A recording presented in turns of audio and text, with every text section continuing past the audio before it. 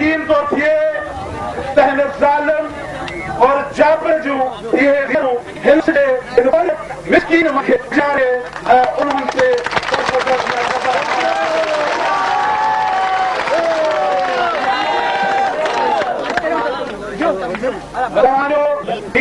अचण गॾु थियण ख़्यालनि जो इज़हार करण इहो बि उन्हनि ज़ालिमनि ऐं जाबरनि लाइ हिकिड़ी मौत जी निशानी आहे।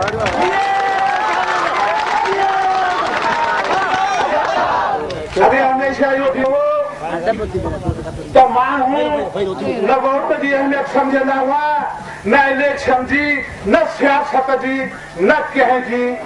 उहो सिर्फ़ु रईस ऊंदड़ ख़ान उहे मेंबर थिया, वोट वरितऊं, घर विया हलिया।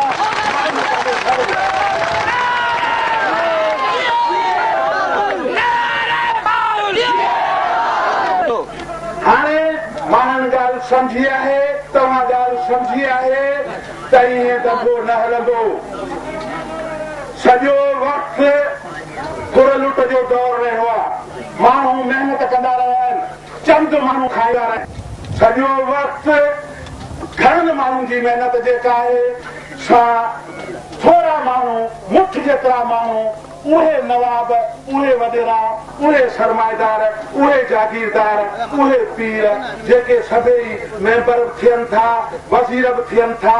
असुल आहे त हितां वञनि था त ज़ुबान ते जहिड़ी मोहर लॻे नथा।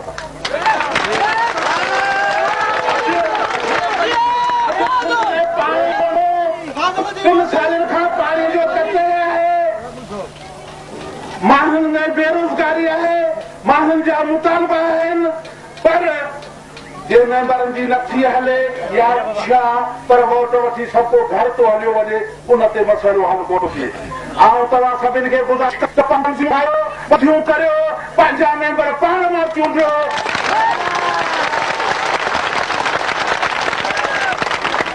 कंहिं बि वॾे माण्हूअ जी ज़रूरत न आहे, तव्हां सभु करे सघो था। वॾा माण्हू असांजा जेलनि में रहिया आहिनि, सभिनी महीननि खां पोइ माफ़ीअ जो ठका हो।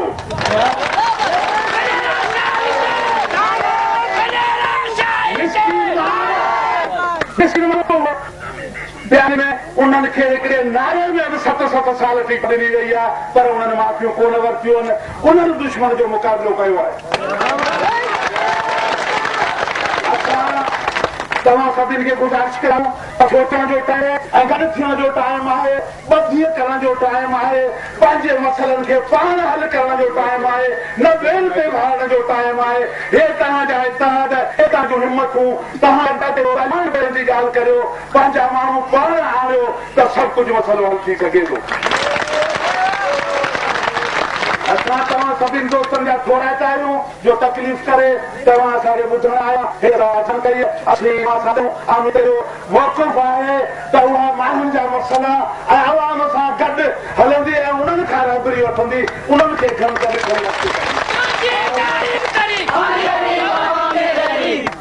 ऐं तव्हांखे इस्तरा कंदुसि त तव्हां किथे वियो, पर पाण में गॾु थियो, मुतहद थियो, ॿधी करियो, तॾहिं तव्हांजी जिद छुटंदी। जे न त कंहिं न कंहिं तंहिं करे तव्हांखे सोचण, तंज़ीमूं ठाहिण, सियासत में हिसो वठण, अॻिते अचण जी तव्हांखे ज़रूरत आहे, न कंहिं वॾे माण्हू खे ज़रूरत आहे।